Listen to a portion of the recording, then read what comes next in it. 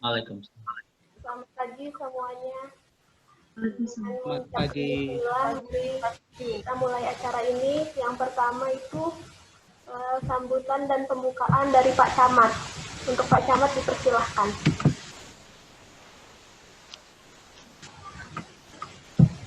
Assalamualaikum warahmatullahi wabarakatuh. Waalaikumsalam warahmatullahi wabarakatuh. Dan salam sejahtera bagi kita semuanya. Bu Dokter yang kami hormati, Pimpus. Ya, Pak Damai, Pak Lurah. Siapa? Di dan adik-adik KKN semuanya yang peserta Zoom meeting pada kali ini. Terima kasih dan apresiasi yang cukup besar bagi adik-adik KKN telah berpartisipasi bagaimana mengambil peran dalam penanganan dan penanggulangan yang pandemi COVID-19 yang saat ini kita hadapi.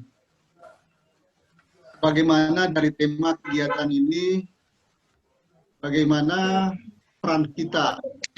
Salah satu diantaranya adalah bagaimana bisa mengedukasi masyarakat kita. Aturan dan edaran dari wali kota terkait dengan kegiatan selama new normal di Kota Balikpapan itu sudah memberi arahan banyak bagaimana bisa kita beraktivitas. Kami cuma berharap bahwa bagaimanapun juga peran serta dari masyarakat, terutama di lingkungan yang melakukan aktivitas.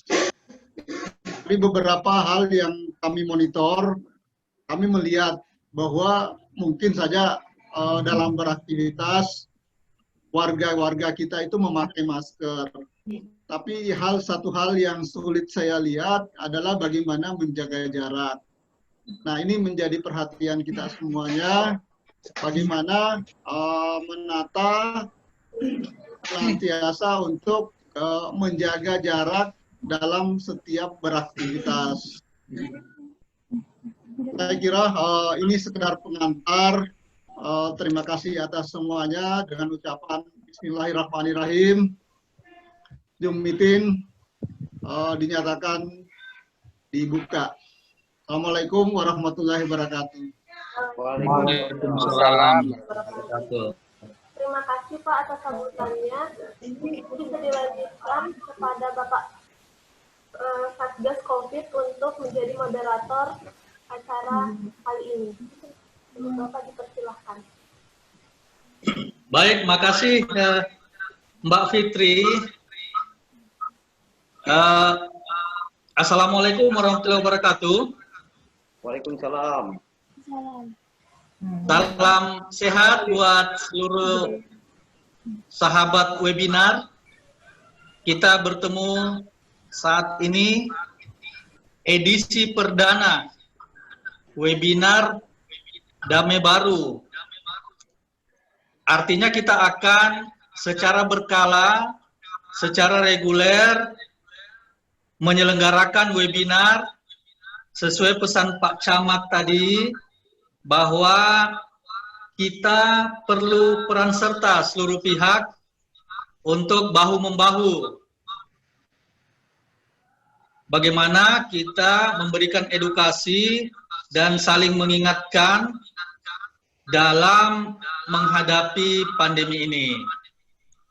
Sahabat webinar, kegiatan ini kita selenggarakan berkat kerjasama Kelurahan Damai Baru, mahasiswa-mahasiswa KKN Angkatan 46 Unmul, dan Satuan Tugas Sigap COVID-19 Rukun Tetangga se-Kelurahan Damai Baru. Nah, sebelum kita memasuki materi inti, saya ingin menyampaikan beberapa pengumuman penting agar webinar kita bisa berlangsung dengan baik. Pertama, tentunya memastikan signal kita berfungsi dengan baik. Yang kedua, tolong para peserta melakukan mute atau menutup speakernya agar pembicara dan lalu lintas pembicaraan diskusi kita bisa jelas dan lancar. Yang kedua, nanti bila mengajukan pertanyaan,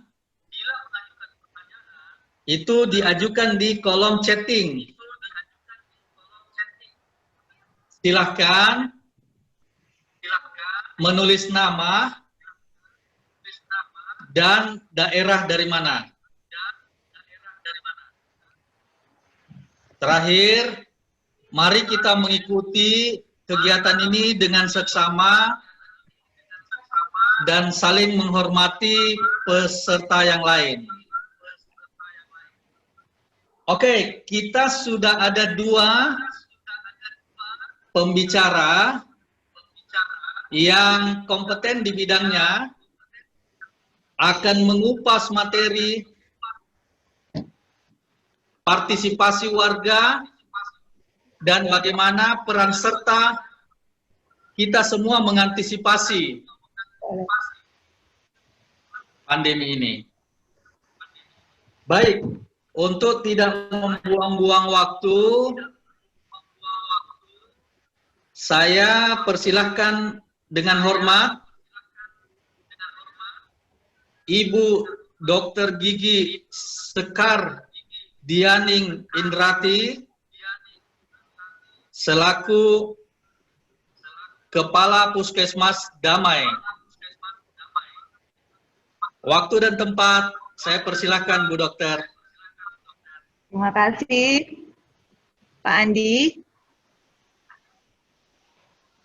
Assalamualaikum warahmatullahi wabarakatuh. Waalaikumsalam warahmatullahi wabarakatuh. Alam sehat. Salam Salam sehat. Sehat. Selamat pagi yang Semangat terhormat. pagi. Selamat pagi. Semangat pagi semua. Pagi.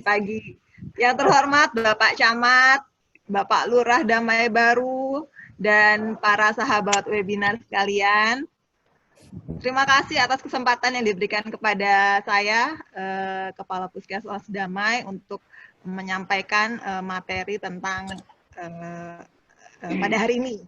Jadi seperti Bapak Ibu ketahui, bahwa pandemi ini sudah berjalan kurang lebih 5 bulan ya. Keadaan ini cukup membuat kita panik, kewalahan, terutama tenaga kesehatan. Terus kita juga sudah bahkan pernah melaksanakan PSBB, terus bandara ditutup dan sebagainya. Dan sekarang pun kita juga masih dalam kondisi pandemi, tapi keadaan ekonomi dan sosial harus tetap berjalan. Maka dari itu kita harus membiasakan diri untuk dengan kebiasaan-kebiasaan baru yang sesuai dengan protokol kesehatan. Tujuannya adalah untuk melindungi diri kita dan keluarga kita.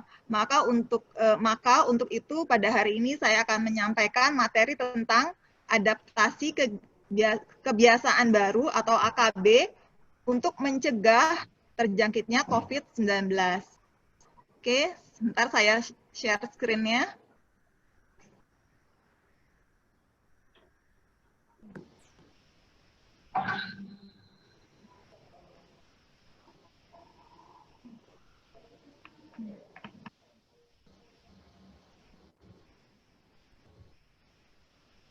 Sudah kelihatan atau belum ya?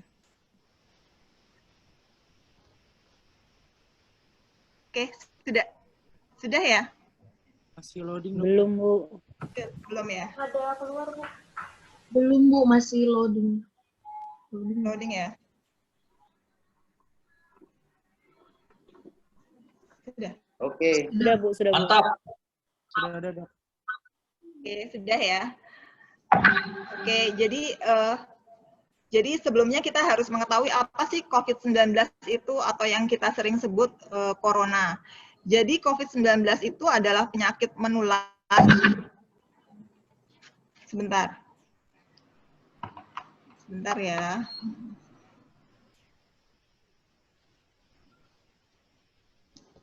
Jadi COVID-19 itu adalah penyakit menular yang disebabkan oleh Severe Acute Respiratory Syndrome Coronavirus atau yang kita sebut SARS-CoV-2. Nah, SARS-CoV-2 ini merupakan coronavirus jenis baru yang belum pernah diidentifikasi sebelumnya pada manusia. Gejalanya bisa berupa demam, batuk, pilek, sakit kepala, lalu sakit tenggorokan, dan pada banyak kasus ditemukan adanya akhir-akhir ini ditemukan adanya hilangnya indera penciuman atau kita sebut anosmia. Jadi kita tidak bisa menghirup wangi-wangian seperti bau kopi atau bau aroma sabun, aroma makanan, ataupun seperti aroma asap seperti itu. Dan bahkan ada pula yang gejalanya itu kehilangan indera perasa. Nah, untuk kasus yang lebih berat lagi, ini gejalanya adalah sesak nafas. Nah, sesak nafas ini akan bisa menyebabkan kematian. Jadi pasien tersebut susah bernafas. Oke. Penyebaran kasus corona ini, penyebaran virus corona ini sangat cepat, masif dan menyeluruh. Akhirnya menyebabkan pandemi. Jadi menyebabkan wabah di dunia. Jadi ditetapkan oleh WHO pada tanggal 11 Maret 2020. Cara penularannya gimana sih? Cara penularannya tuh melalui droplet atau percikan dahak pada saat kita berbicara, batuk, bersin, atau sedang bernyanyi atau karaoke. Nah, itu bisa menyebabkan penularan. Lalu adanya kontak fisik. Kalau dulu kita sering banget kalau ketemu orang jabat tangan atau berpelukan, cium pipi kanan, cium pipi kiri. Sekarang tidak boleh. Jadi kita cukup kalau ketemu orang namaste ya, yang ditangkupkan tangannya di ini. Lalu menyentuh benda-benda yang terkontaminasi virus. Jadi virus ini ternyata bertahan berjam-jam bahkan berhari-hari di permukaan benda. Nah, jadi ini ada istilah-istilah baru untuk COVID-19 ya. Dulu kan kita mengenal status ODP, orang dalam pemantauan, PDP, pasien dalam pemantauan, lalu OTG, orang tanpa gejala. Nah, ada keputusan Menteri Kesehatan nomor 413 tahun 2020 tentang pedoman pencegahan dan pengendalian coronavirus. Nah, jadi disebutlah istilah baru ini seperti kasus suspek. Jadi yang dia mempunyai gejala seperti infeksi saluran pernafasan atas, itu disebut kasus suspek. Kasus kontak erat, jika orang tersebut tatap muka berdekatan dengan kasus probable atau konfirmasi positif. Lalu sentuhan fisik dengan kasus probable atau konfirmasi. Terus merawat kasus probable atau konfirmasi tanpa APD sesuai standar. Untuk kasus probable adalah kasus suspek dengan infeksi saluran pernafasan berat dan meninggal dunia, tapi belum ada hasil PCR-nya. Nah, untuk discarded, kasus suspek dengan 2 kali PCR tes negatif, lalu status kontak erat setelah selesai karantina 14 hari. Kasus konfirmasi, jadi setelah diperiksa di swab, hasil PCR-nya positif. Itu bisa dengan gejala atau tanpa gejala. Lalu ada istilah lagi selesai isolasi. Kasus konfirmasi asimptomatik, jadi tanpa gejala, 10 hari sejak pengambilan positif, spesimen positif. Lalu kasus probable atau kasus konfirmasi simptomatik sejak pengambilan spesimen positif ditambah 3 hari tanpa gejala. Lalu kasus probable, kasus konfirmasi dengan 1 kali hasil PCR tes negatif. Nah, jadi berdasarkan berdasarkan tadi ringkasannya, jadi ada beberapa kriteria kasus seperti kasus suspek, kontak erat, probable, kasus konfirmasi. Nah, untuk kasus yang sekarang ini ya, yang timbul ini baru, jadi untuk kasus konfirmasi, seseorang yang dinyatakan positif, jadi hasil swab-nya positif, virus COVID-19, itu ada yang bisa tanpa gejala, gejala ringan itu tidak dirawat di rumah sakit, tapi melakukan isolasi diri di rumah atau di tempat yang sudah disediakan. Nah, untuk yang bergejala sedang atau bergejala berat, ini dirujuk ke rumah sakit darurat atau rumah sakit rujukan. Lalu apabila dia sudah selesai, tidak ada gejala lagi, untuk yang gejala berat kita lakukan pemeriksaan lagi PCR 1 kali. Lalu lalu setelah itu selesai isolasi dan dinyatakan sembuh. Oke, untuk jumlah kasus per 7 Agustus tahun 2020, global seluruh dunia itu sekitar 19 juta. Untuk Indonesia 121.000, Kaltim 1.799, sedangkan Balikpapan sendiri sudah 695. Jadi hampir 50% dari jumlah kasus di Kaltim. Dirawat 94 dan yang meninggal sudah 32. Dan yang sedang melakukan isolasi mandiri adalah 172 orang.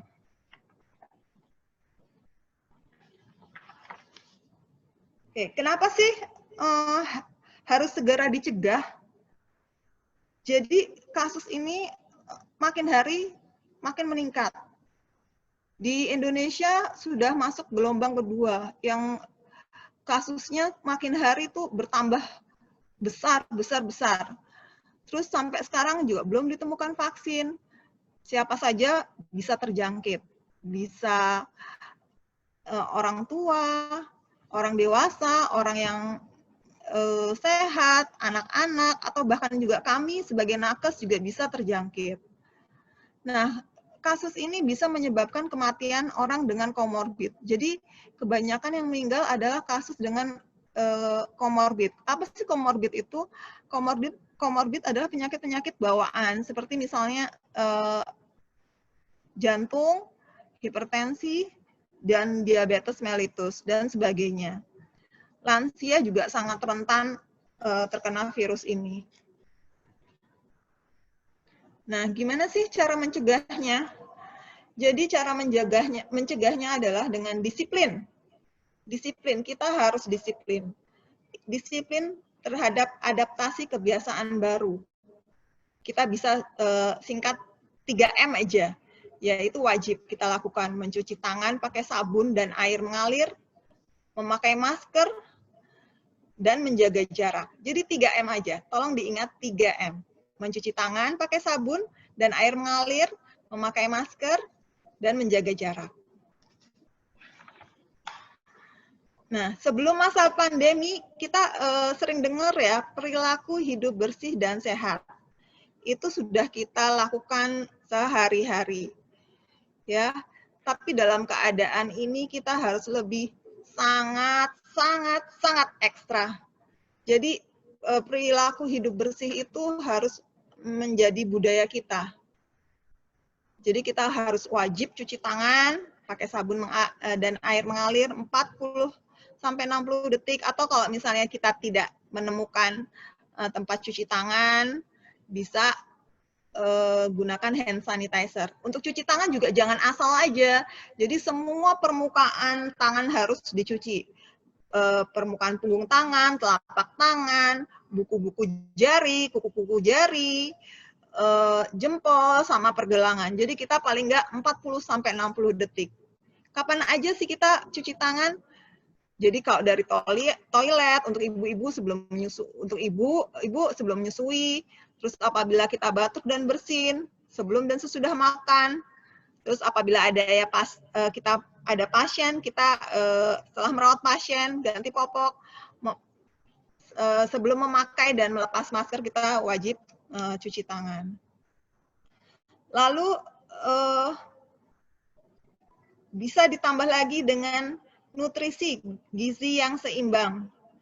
Jadi apabila keadaan kita kurang gizi, maka pertahanan tubuh akan lemah.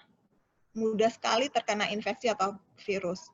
Tetapi bila kelebihan berat badan pun atau kegemukan atau obesitas, bisa juga menyebabkan peradangan berlebih atau lebih rentan terhadap infeksi.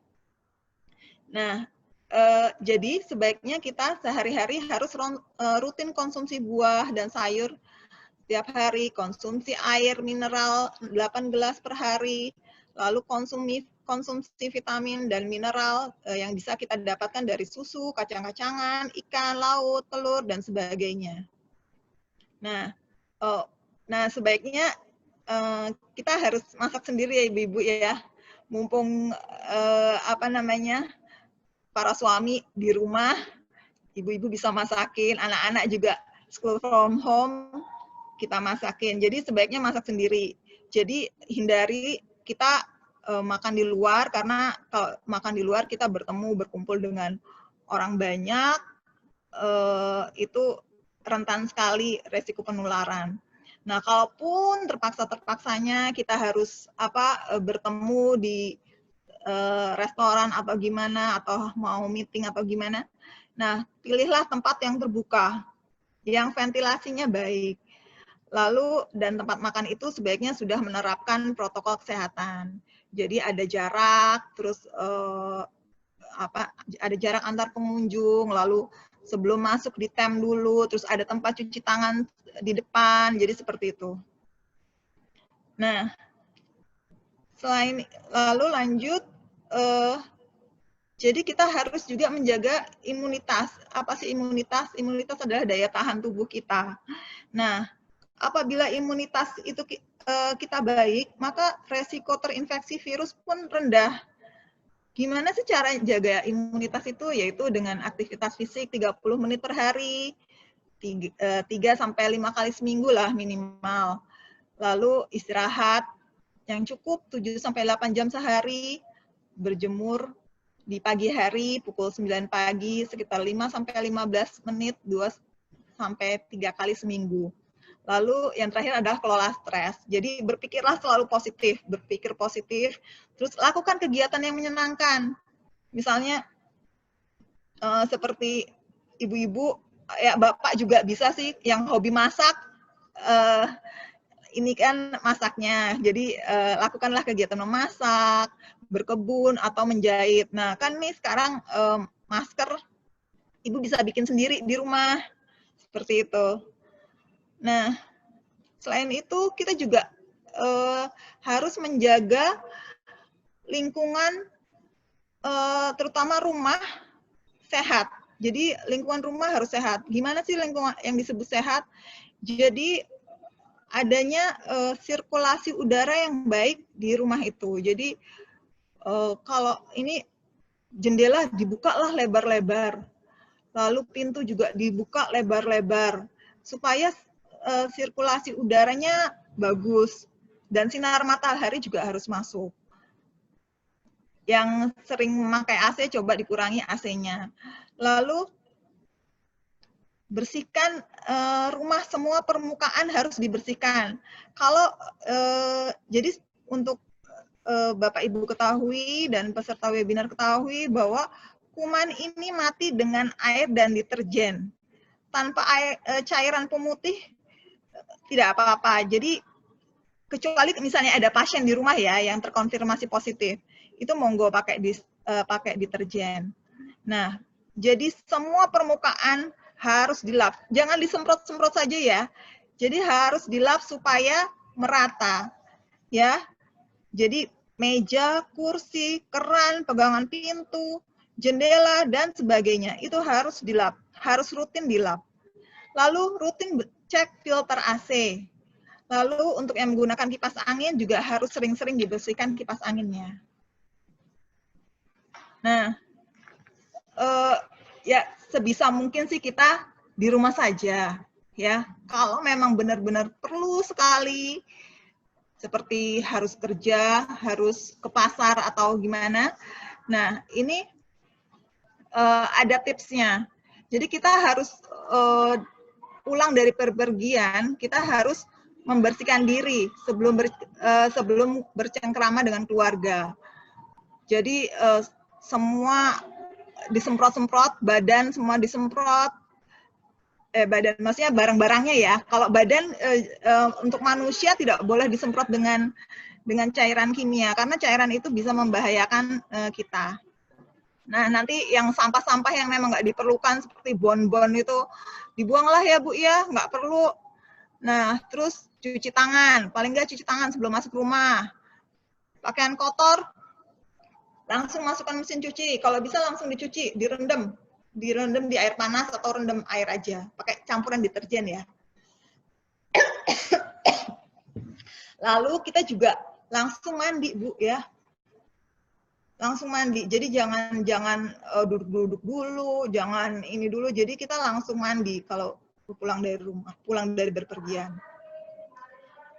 Kita juga, nah, seperti Bapak Ibu ketahui, WHO tuh mengubah kebijakan menggunakan masker dulu, yang sakit aja, yang memakai masker sama tenaga kesehatan. Nah, sekarang wajib semua orang sehat setiap keluar rumah menggunakan setiap keluar rumah dan berinteraksi dengan orang yang kita nggak tahu status kesehatannya, kita wajib pakai masker. Boleh pakai masker kain atau pakai masker bedah, tapi untuk orang sehat sebaiknya pakailah masker kain, ya. Cara mencucinya, cara memakainya juga ada aturannya, seperti yang ada di slide ini. Lepasnya juga tidak boleh sembarangan, talinya yang harus dilepas, jadi jangan menyentuh bagian depan masker. Lalu nih, ini juga adaptasi kebiasaan di tempat kerja. Nah, kita ya kalau sekarang di kantor-kantor kan pasti ada ya tempat cuci tangan, itu ada ya. Jadi sebelum masuk kita cuci tangan dulu, terus kalau membuka pintu kita pakai siku, jangan pakai tangan. Terus jaga jarak antar teman. Lalu sering-sering bersihkan meja, area kerja dengan disinfektan. Terus jangan berjabat tangan, tetap selalu menggunakan masker. Nah, kalau buat ibu-ibu nih, kalau misalnya ke pasar, terpaksa banget ke pasar. Jadi memang harus disiapkan matang-matang ya Bu ya. Jadi kalau keluar tuh pakai lengan panjang, pakai masker, terus pakai face shield, itu tolong disiapkan. Terus bawa hand sanitizer. Nah, terus tolong kalau misalnya ini bayarlah dengan uang pas, jangan ya usahakanlah pakai uang pas supaya tidak ada kembalian. Oke, terus kalau misalnya di pasar itu penuh, ya seperti Bapak Ibu ketahui bahwa pasar-pasar nih sekarang sudah banyak ditemukan kasus konfirmasi positif dan bahkan ada yang meninggal. Jadi benar-benar kita kalau ke pasar kalau perlu saja. Nah, di dalam pasar kita juga jaga jarak minimal 1 meter dengan orang lain. Nah, apabila ada yang batuk, bersin, nah harus diingatkan, tutup mulut dan hidung dengan lengan atas bagian dalam. Terus jangan lupa kalau memang batuk, flu, atau sakit, gunakanlah masker. Kalau habis memakai tisu, buanglah tisu pada tempat yang sampah yang tertutup, terus juga segera cuci tangan pakai sabun dengan air yang mengalir. Nah, tadi kan sudah saya infokan, jadi untuk pasien-pasien yang konfirmasi positif, dia tanpa gejala atau gejalanya ringan, itu bisa dirawat di rumah. Jadi pasien tanpa gejala atau ringan, apabila biasanya disarankan oleh rumah sakit untuk isolasi mandiri. Jadi isolasi mandiri tuh jadi dia harus di rumah itu punya kamar sendiri. Jadi bukan isolasi rumah ya, jadi seluruh keluarga diisolasi bukan. Tapi jadi sang pasien ini ditaruh di kamar yang ventilasinya bagus, sinar matahari masuk, terus udah gitu sirkulasi udaranya juga bagus. Jadi dia harus berdiam di situ. Nah, selama di isolasi mandiri ini, pasien-pasien ini dipantau oleh puskesmas dengan telemedicine, jadi ditelepon. Jadi kalau misalnya ada keluhan atau apa, pasien tersebut bisa beritahu dokter atau perawat tentang keluhannya. Nah, jadi kalau misalnya ada keluarga yang sakit di rumah yang lagi melakukan isolasi mandiri, kita harus cuci tangan. Kalau kita merawat pasien tersebut, kita harus sering-sering cuci tangan, terus harus menggunakan masker, jaga jarak, batasi kontak fisik dengan pasien tersebut. Alat makannya juga harus dipisah, ya. Alat-alat makannya itu harus dipisah, dicuci sendiri. Terus kalau bisa, kalau memungkinkan pisah toiletnya. Tapi kalau misalnya tidak memungkinkan, pasien tersebut harus langsung membersihkan toiletnya itu sendiri dengan disinfektan, lalu beri jeda sebelum digunakan oleh orang lain. Gitu. Terus apabila terus tolong diingatkan juga untuk pasiennya juga untuk melakukan olahraga ringan. Jadi jangan di kamar jangan diem aja jadi kaum rebahan, jangan seperti itu. Jadi olahraga lah yang ringan, seperti itu, senam-senam lah, yoga, apa-apa yang ringan saja, gitu. Lalu kalau misalnya memang tidak memungkinkan untuk isolasi mandiri di rumah, karena di dalam rumah itu ada lansia, anak-anak, atau dalam rumah itu terlalu banyak orang, terlalu crowded, itu saat ini Pemkot Balikpapan sudah menyediakan tempat khusus untuk isolasi mandiri, yaitu di asrama haji. Jadi untuk yang tidak memungkinkan untuk isolasi mandiri di rumah, bisa memanfaatkan asrama haji tersebut untuk melakukan isolasi mandiri. Nah, jadi pesan dari kami yaitu budayakan adaptasi kebiasaan baru dalam kehidupan sehari-hari. Disiplin, disiplin, disiplin, itu kuncinya. Penyakit bisa saja masuk ke dalam tubuh, tetapi jangan sampai menularkan orang lain. Lindungi diri dan keluarga yang kamu sayangi. Terima kasih. Sekian presentasi dari saya. Wassalamualaikum warahmatullahi wabarakatuh. Salam sehat. Oke. Saya kembalikan ke moderator, Pak Andi, monggo.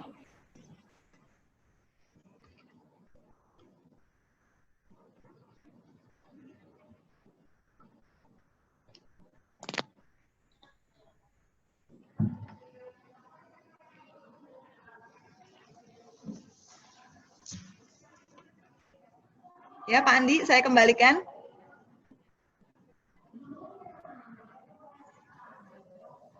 Luar biasa ya. Makasih Bu Dokter. Sama-sama, semoga bermanfaat.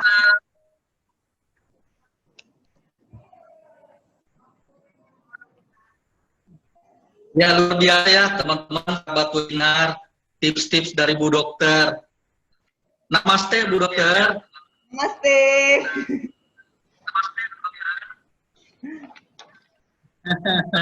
Nah, ada yang saya tangkap dari Bu Dokter tadi.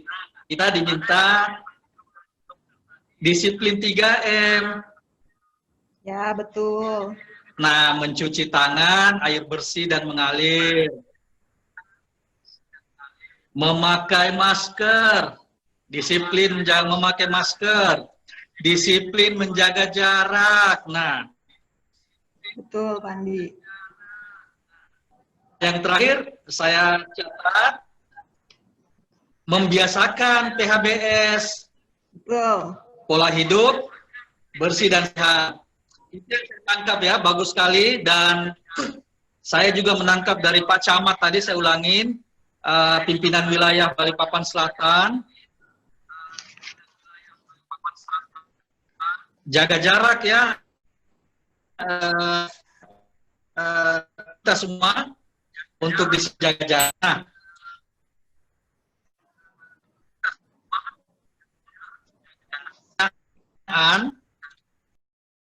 Silahkan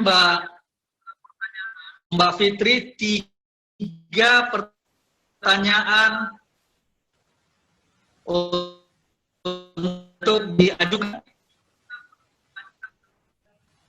Mungkin kalau ada yang ingin bertanya. Silakan Mbak Fitri. Ya Pak.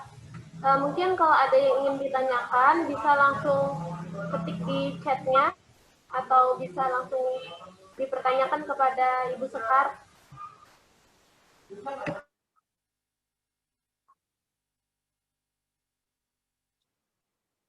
Betul Mbak Fitri, teman-teman kalau melalui chat silakan menulis nama dan pertanyaannya.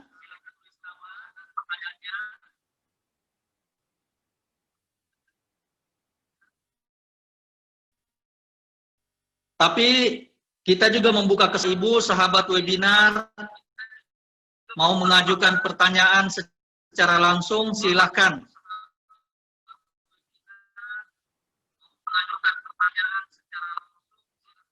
Untuk kali ini 3 pertanyaan pertama kita persilahkan.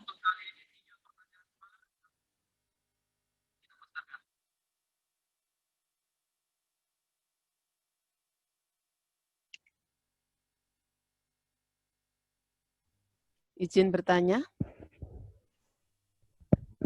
Silahkan Ibu Retno. Ya, terima kasih Pak Andi. Langsung ke Bu Dokter. Saya dapat pertanyaan dari warga saya terkait ada yang kerja di lokasi, dapat izinnya hanya 14 hari, sedangkan dia apa yang harus dilakukan maksudnya supaya bisa berkumpul dengan keluarga? Apakah langsung swab, cukup dengan swab aja terus dinyatakan umpamanya dinyatakan negatif sudah boleh berkumpul dengan keluarga atau bagaimana Bu Dokter? Terima kasih. Ya, dikumpulkan saja dulu ya Bu ya. Andi. Boleh, boleh. Ayo, pertanyaan kedua. Mau tanya Bu Dokter. Pak. Silakan. Pak Isto. Ya. Bu Dokter mau tanya, itu yang tadi yang isolasi mandiri di asrama haji itu biayanya gratis? Ya, sebentar, nanti kita jawab. Oke, yang ketiga mungkin.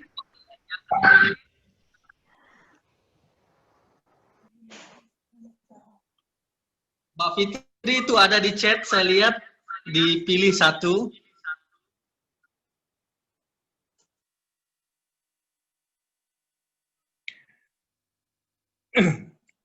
Pagi Pak Andi. Ya, silakan Pak Aldo dari Beverly Hills. Kasih. Selamat pagi Bu Dokter. Jadi pertanyaan saya ini, kalau sepanjang pengetahuan saya kan virus atau bakteri itu ada masa inkubasi. Sebenarnya berapa lama ya masa inkubasinya virus COVID-19 ini? Karena ini, ya memang kami keluarga Batak khususnya lagi berduka. Kemarin itu salah satu paramedis itu pasca bertugas di salah satu pasar mungkin ya, kemudian dia isolasi mandiri. Entah isolasi mandirinya itu nggak disiplin atau bagaimana, kemudian tertularlah ke orang tuanya. Dan alhasil ya kita bersedih, bapaknya meninggal duluan. Kemudian beberapa hari selanjutnya ibunya menyusul. Dan saat ini yang bersangkutan sedang kritis. Dan adiknya juga sudah positif. Itu informasinya dan mohon penjelasan terkait penyebaran atau masa inkubasi dan yang ada hubungannya dengan penularan virus COVID-19. seperti ini. Makasih. Ya. Terima kasih. Ya, kita udah punya 3 pertanyaan. Yang satu, bagaimana tips-tipsnya kalau pekerja yang bekerja di lokasi, seperti kita ketahui, beberapa yang bekerja di luar. Terus yang kedua, apakah ada biaya untuk isolasi mandiri yang disediakan oleh Pemkot di asrama haji? Dan yang ketiga, masa inkubasi, Bu Dokter. Silakan. Ya, terima kasih. Saya jawab yang pertama dulu. Apabila yang kerja di lokasi itu sudah mempunyai hasil swab, nah monggo silahkan, kalau hasil swabnya negatif boleh berkumpul dengan keluarganya. Nah, untuk pertanyaan kedua yang saya dapat informasi untuk isolasi mandiri di asrama haji, untuk sementara pakai biaya sendiri. Kalau tempat kan gratis, tapi untuk biaya hidupnya itu mau nggak mau biaya makan itu ya harus nanggung sendiri, seperti itu. Untuk sementara seperti itu. Mungkin nanti kalau pemerintah punya kucuran dana entah dari mana bisa menanggung untuk biaya hidup. Gitu. Terus pertanyaan yang ketiga, untuk masa inkubasi itu 1 sampai 14 hari ya Pak ya. Jadi ya itu karantina 2 minggu. Ya jadi karantinanya sekitar 2 mingguan seperti itu. Nah, untuk yang tenaga kesehatan yang kena COVID dan orang tua adiknya juga, orang tuanya kemarin meninggal, terus kedua orang tuanya ya bapak ibu, terus adiknya juga positif, itu kemungkinan kalau APD sih tentunya pakai benar memakainya, tapi ya namanya virus Pak, kita nggak tahu gimana. Virus itu nggak kelihatan soalnya, sekitar 0, berapa mikron itu, kecil sekali, nggak kelihatan jadi kasat mata. Jadi memang kita harus hati-hati sekali dengan virus ini. Seperti itu. Terus untuk pertanyaan yang di chat,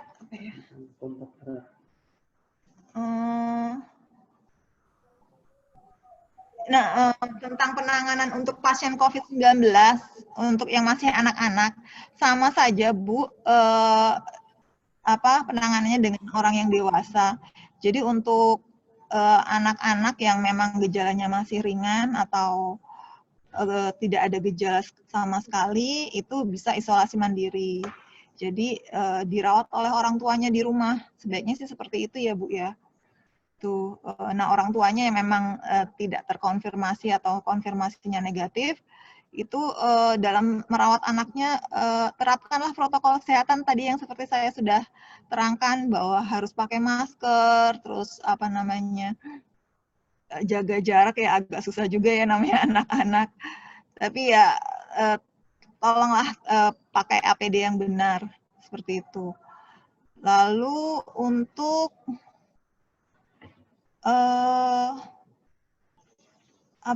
bagaimana kalau kita tidak sengaja terkontak dengan orang yang konfirmasi COVID positif. Jadi mungkin bisa lihat di slide ya. Sebentar.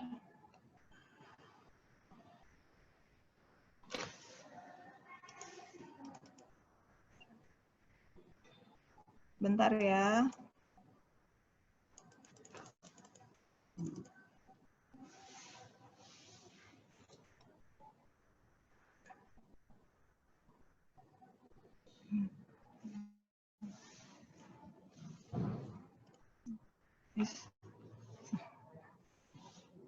Sebentar. Bisa lihat di slide ini.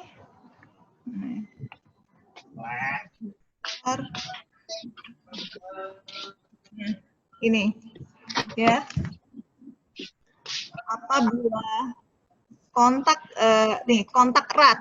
Jadi baca di situ. Jadi apabila ada kontak erat tanpa gejala, riwayat kontak dengan pasien atau probable COVID-19, dilakukan pemantauan selama 14 hari. Jadi kita lakukan pemantauan selama 14 hari. Dan apabila untuk petugas kesehatan bisa dilakukan PCR segera setelah kasus dinyatakan konfirmasi positif, seperti itu. Tapi apabila misalnya yang kontak erat itu memang ingin melakukan swab mandiri, diperbolehkan. Jadi swab mandiri itu bisa dilakukan di RSPB, Rumah Sakit Pertamina Balikpapan, atau di RSKD. Nah, bisa dilakukan di situ. Untuk biaya sekitar 2 juta, kalau nggak salah ya, seperti itu. Lalu untuk pertanyaan, sebentar ya.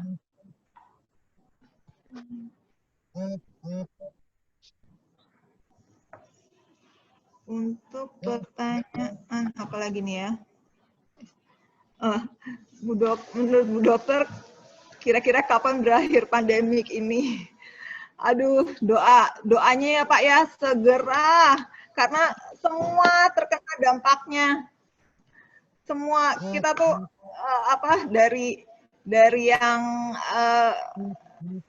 yang nggak punya kerja, yang tadinya kerja jadi nggak kerja, terus anak-anak yang tadinya bebas bermain keluar rumah itu jadi nggak bisa bermain, lalu terus sekolah juga harus di rumah, terus kita juga harus WFH. Nah itu mudah-mudahan lah segera berakhir ya Pak ya. Mungkin seperti itu jawaban saya. Cukup?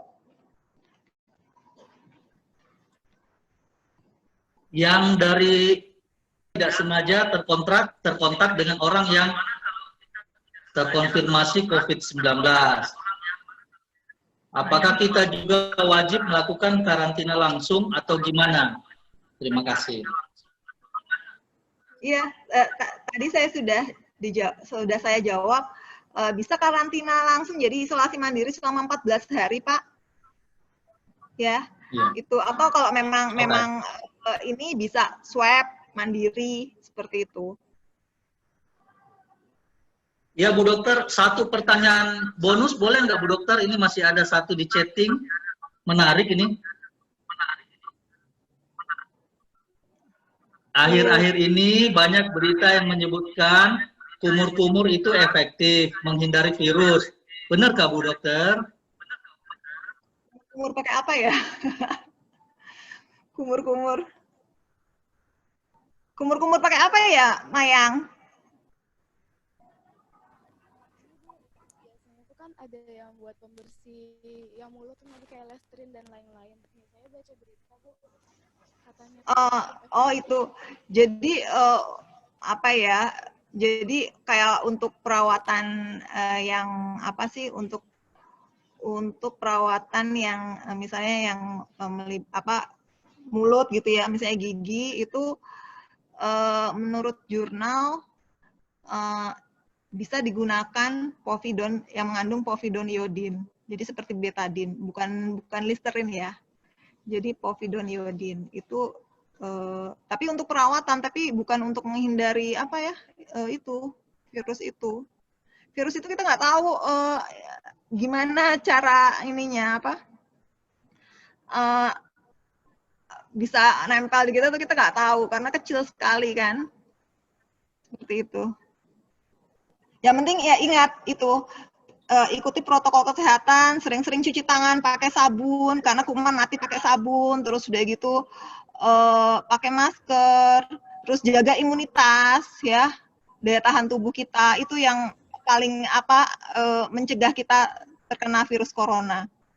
Makan makanan yang bergizi, terus nggak usah diet lah ya, harus zaman kayak gini nggak usah lah kita diet, makan aja yang banyak ya, nanti kalau udah pandemi selesai bolehlah diet gitu. Oke, cukup. Sebelum karantina hubungi Pak Dokter. Ya, menarik Bu Dokter, makasih. Itu 7 pertanyaan menandakan bahwa materi Bu Dokter menarik dan peserta antusias. Oh iya, sekedar mengingatkan lagi, apabila memang kontak erat. Mari kita tepuk tangan buat Bu Dokter. Terima kasih banyak. Ya.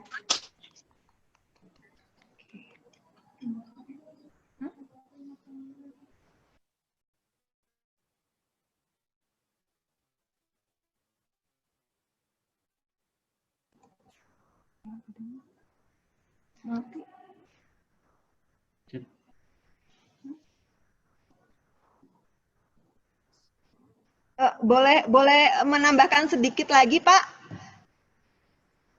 Halo. Jadi untuk yang Silakan, kontak Bu erat Dokter. tadi, jadi untuk yang kontak erat tadi, apabila memang sudah kontak erat dengan penderita konfirmasi positif, jadi itu pemantauan nanti akan dilakukan oleh puskesmas. Jadi dia selama isolasi mandiri akan dipantau oleh puskesmas. Jadi kalau memang terkonfirmasi, jadi memang ini laporlah ke puskesmas, ya. Bisa telepon ke puskesmas atau WA saya atau WA surveillance-nya, monggo silahkan. Jadi nanti akan dipantau kesehatannya oleh puskesmas seperti itu. Oke, cukup? Ya, terima kasih. Makasih juga Bu Dokter. Waktunya sangat tepat sekali ya. Kita sudah disiplin untuk virus, disiplin dengan waktu juga. Terima kasih Bu Dokter.